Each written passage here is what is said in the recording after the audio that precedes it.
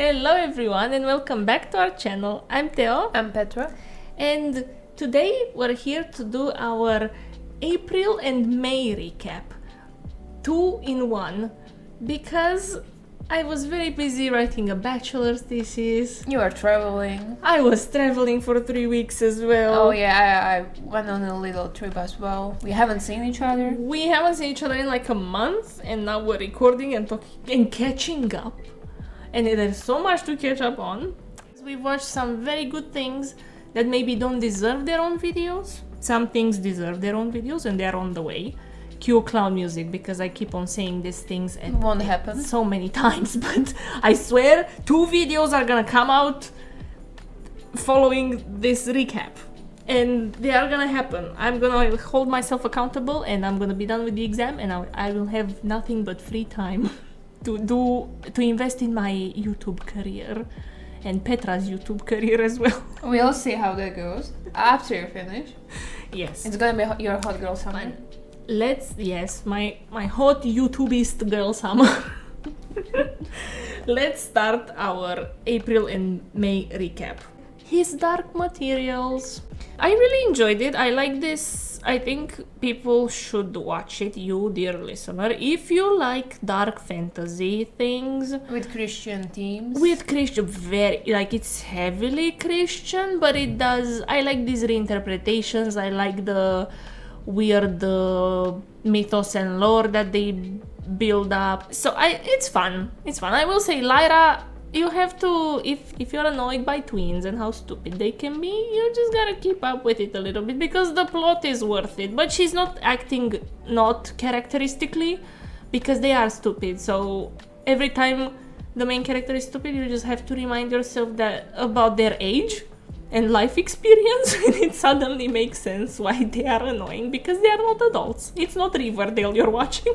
Yeah, and if they would act as adults, then you would criticize them that they are way smarter than they should be. So. Yeah, but, well, to my shame, we have not finished it. We have one more episode. What have you watched? I watched Baby Reindeer, Netflix miniseries that actually, before I watched it with my roommate, I watched the trailer. Maybe it was like the recommendation, or like it just starts playing when you have Netflix open, and my first reaction was like, oh, this is gonna be so cringe, I'm never gonna watch it. And then my roommate told me that like it has good reviews and apparently it's very good, so we gave it a chance. And if I'm ever gonna rewatch this show, I have to be drunk, because there are like certain moments that you are just covering your ears and eyes, because it's like actually embarrassing, because it's about stand-up comedians. So sometimes I just cannot with the cringe humor and like him not being very good at it. And then you have traumatizing moments. So you go from one extreme to another. It just makes your skin crawl, and I'm just happy that the creator, the actor of the show, I don't remember his name, did this as a therapy. Think about was like, he's not only like producing the show, he's acting out the moments that probably happened to him. But I think I never had a similar experience in my life, but I think people who actually have the same experience, I think it's gonna be good for them, or they are gonna realize that actually what happened in the show is happening to them right now. So I think it might have actually a good impact on people. It's gonna bring up what is it about, like stalkers, abuse? So that's Baby Reindeer for you. Yeah, very traumatizing. Trigger warning when you watch it, because it's a lot for how much fun you have and how funny it looks and how well done it is. There are like so many moments that you should be aware that like it's tough watch. Let me move us into something lighter, shall we? Yeah, please. Nuclear warfare. Oh no. I watched Fallout on Prime. It's I will use the term loosely. It's a video game adaptation, but not in the way The Last of Us is, because that's very it's the story of the game and the universe. Fallout is just, it's a story that exists in the video game universe. Is it like Arcane? Oh yes, so Arcane does a very interesting thing that it confirms the lore that people have had theories about or they weren't sure about, and also League of Legends lore also worked with parallel universes and dimensions, so it was very messy. This is straightening up the timeline and the stories. This is like kind of standalone. It works with the lore of the universe, but it's sort of like standalone stories because it's not directly related to any one video game per se. Like it's not the character from the video game or anything. Wait, really? Yeah, and it's very fun because they just have like this. You have kind of like Dune Prophecy coming out later this year. They kind of have a free hand with what they can do because they just have a setup of the universe and they have the little Easter eggs all over the place, the Nuka-Cola, I still don't know what they are called, Peep Boy, I don't know, they have all this technology that's kind of stuck in time because I think the lore of the universe is that, I don't know, the bombs drop in 2077, but although it's 2077, the world is more like the 1970s. Maybe even 60s, like the aesthetics of everything. So it's cute and cozy, but it's also about how part of civilization survived underground, the elite who had money to go into these vaults. And it's a very satisfying story because, plot twist, humanity survived above ground as well. And when a certain character is forced to go in the outside world, there is this juxtaposition of the worlds inside the vault, in her vault, what happened to other vaults, because it's 200 years after the bombs dropped. So yeah, it's a very interesting exploration of what our world could look like in terms of after nuclear fallout happens, and how it would transform the world. And it's very funny because the character starts out as very gullible. Her vault works on meritocracy, so it's very utopic and they're all happy in the vault and all that shit, and then she goes outside and the outside world obviously is brutal. Once again, it's a very interesting explanation of also capitalism and greed, because Vault-Tec, this company with the vaults, there's some interesting things happening with that plot. One of the characters is a Hollywood actor who is kind of just paid to have these promos for Vault-Tec. This advertisement, his wife works for Vault-Tec, and yeah. And there is also a memorable quote about how war never changes, and it's important. It's light in the show, but it brings up important discussions about war profiteering. So that was Fallout. Now, something also with fall in the title, but a bit more brain dead. Oh no. Yes, I watched something called Captain Fall on Netflix. Another very gullible main character. I guess it's for people who like those reality TV shows like Below Deck and things about sailing and cruise ships and stuff. If you're one of these people that followed that TikTok series about that 9-month voyage, is it still happening? I still don't know. The Royal Caribbean, some people are on a ship for 9 months. Imagine that. Yeah. Triangle of Sadness Part 2? I don't know. Yes. Yeah, but basically Captain Fall is about this like criminal enterprise that kind of just works out of this one cruise ship, and they blame everything. They survive for so long as a criminal enterprise because they blame everything on the captain. And they find this guy that barely graduated sailing school and all that shit, and they make him captain of this ship. Like, it's so funny, and he has no clue about what's going on. They constantly drag him out of his mind. They sedate him all the time. There's a doctor on board that's like, listen, we've sedated him like 5 times, we can't do it again. Who cares, do it again. Yes. So, that kind of brain dead watch, but it's very funny. And worth watching, dare I say, if you want to just have something playing for you one evening that doesn't require brain power. Or you can just watch Bridgerton. You could just watch Bridgerton. In this context, I will redirect you to our video coming out. Hopefully, it's gonna be out after this video, like a couple of days after. But Bridgerton Season 3 Part 1, oh my god! I love them. I love Penn and Colin. They have the budget, they have the chemistry. Yes, oh yeah, the chemistry between the leads is so good. And the other stories, we didn't have much time to talk about all the other stories around Colin and Penelope, but I love what they did with Francesca. I love what they are setting up for Violet Bridgerton.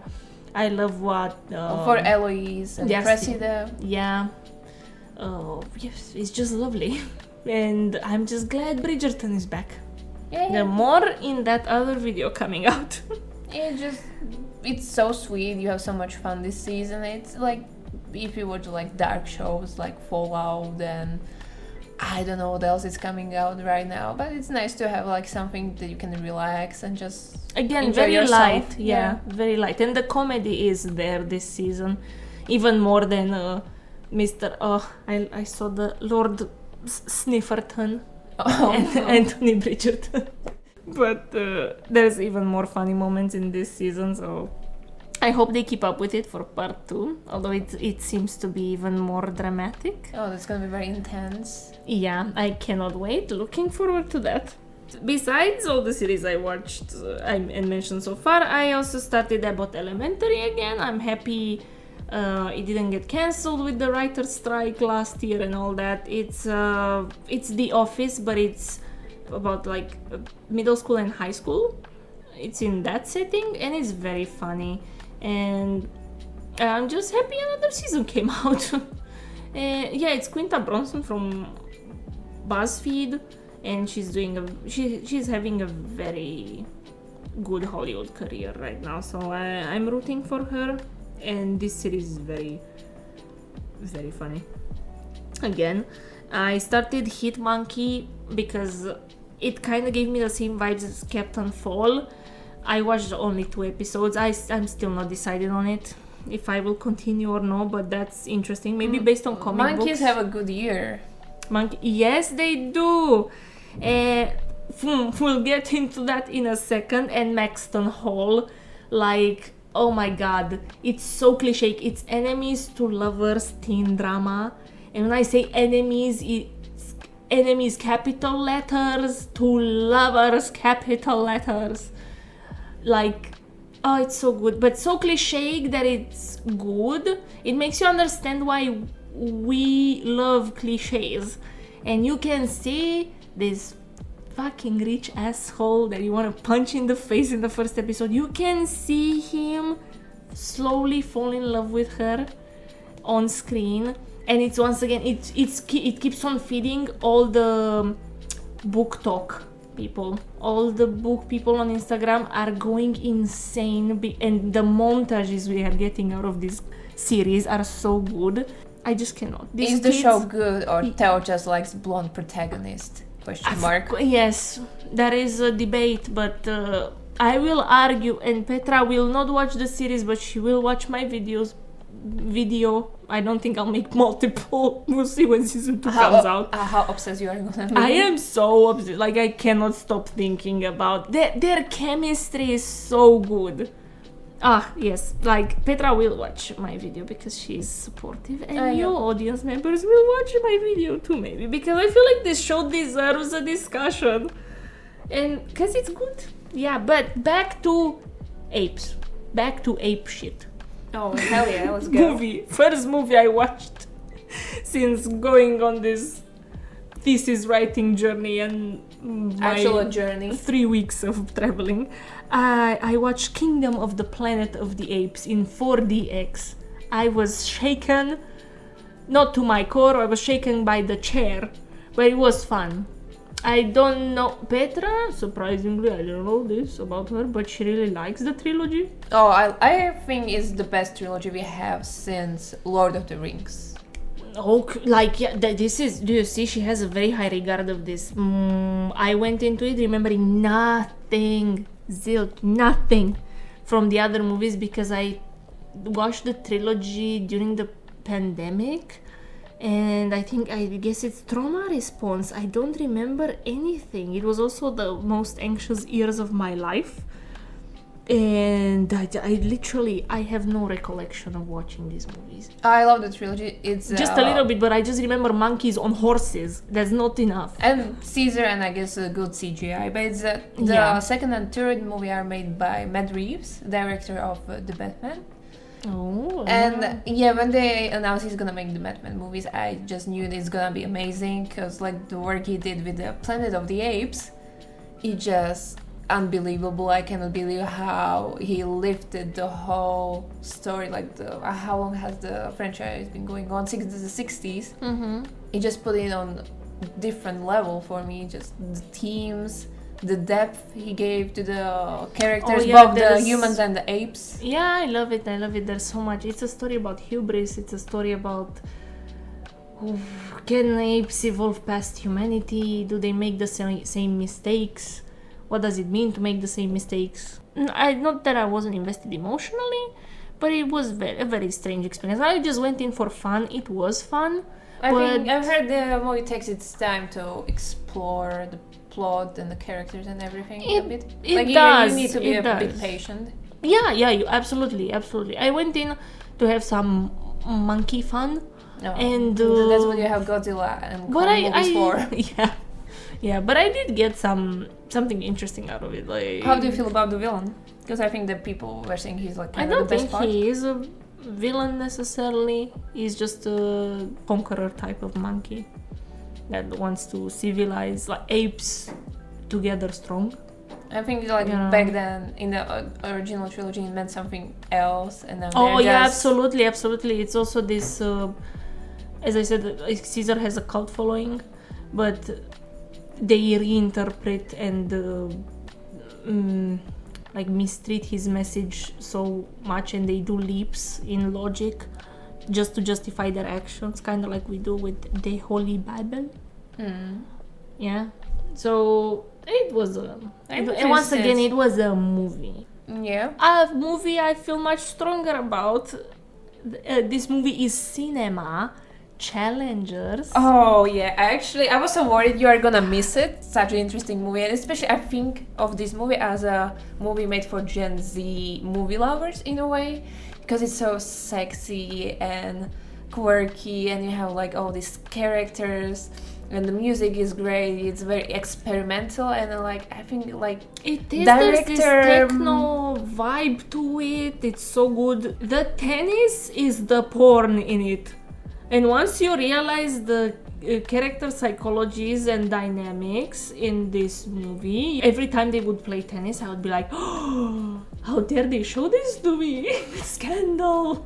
I don't care much for the discussions around this movie, like who's the villain, who's that. I feel like all of them have the terrible qualities to them. Yeah, but that's why I enjoyed, because there's no good person. Because in the beginning it looks like Art is the good person, but then you actually get like the whole chapter. Yeah, and I'm like, no, he's just good at playing this angel.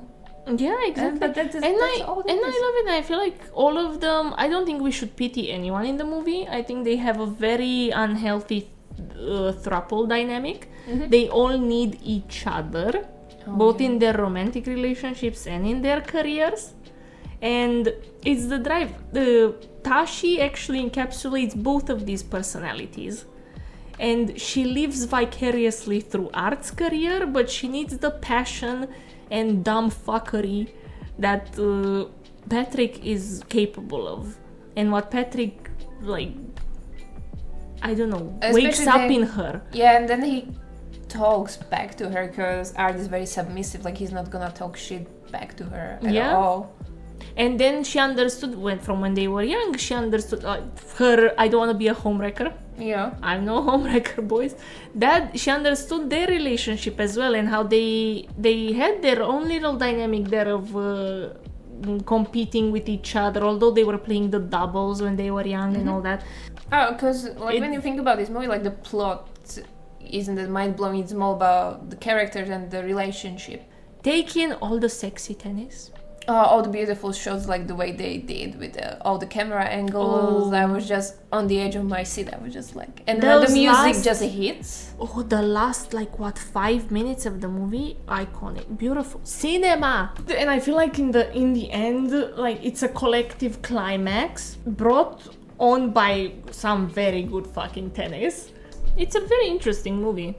Another movie, the favorite, because I had a discussion about it with one of my friends, and I realized I haven't seen it since the Oscar season. What was it, 2018? So when it came out. Yes, and it's really good movie. Like, I enjoy my period dramas. I enjoy when they're a bit snarky, a bit biting. You have interesting aesthetic decisions on the production and the costumes, and you have the great thing about this movie is you have 3 female characters, the main leads basically, and the dynamic between them is kind of like the challengers, in a way that the relationship in between them just move the story forward, and how they both all of them are ambitious and all of them are terrible people, so it's so much fun to watch, because you don't have this one character who's the good person, because then it kind of brings everything down a bit.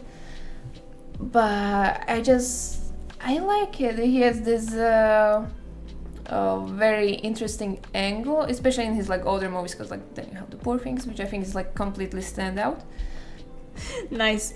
I watched also at the recommendation of Petra. I watched Blackkkklansman, and if you are in any way, shape or form aware of racial inequalities in our society, then you will watch this and realize that the world hasn't really changed much, or the way we talk about racial issues is still very flawed. It was a very good movie, very, very funny, but it's I would treat it as a dark comedy. Hello, this is Ron Stallworth calling. Who am I speaking with? This is David Duke. Grand Wizard of the Ku Klux Klan. That David Duke? God, last time I checked. What can I do you for? Well, since you asked, I hate blacks. I hate Jews, Mexicans and Irish, Italians and Chinese. But my mouth to God's ears, I really hate those black rats. And anyone else, really, that doesn't have pure white Aryan blood running through their veins. It demoralized me. It was a fun experience. I think he chose the right tone. Yes, the movie, definitely. If you think about it, it's very heavy. But it is very heavy, but so it was enjoyable. Yes. And I didn't pause. I just didn't have the time to finish the movie in one day. It wasn't any problem with the pacing or anything. No, because I think... or about how heavy the subject is. No, I think it's edited in a very good way, so you can actually watch it and you don't feel like it's dragging on. Yeah. It has very good intrigue, all of that. I just didn't have time Great to actors finish it. Adam Driver. Oh, John the Washington guy. yeah. Yes, I love him. He's so good. I saw him last year in The Creator. Yeah, Tenet. He's very good. Oh, he might be nominated this year because I think he's in piano lessons or something like that. He got talent from his dad for sure. Yeah.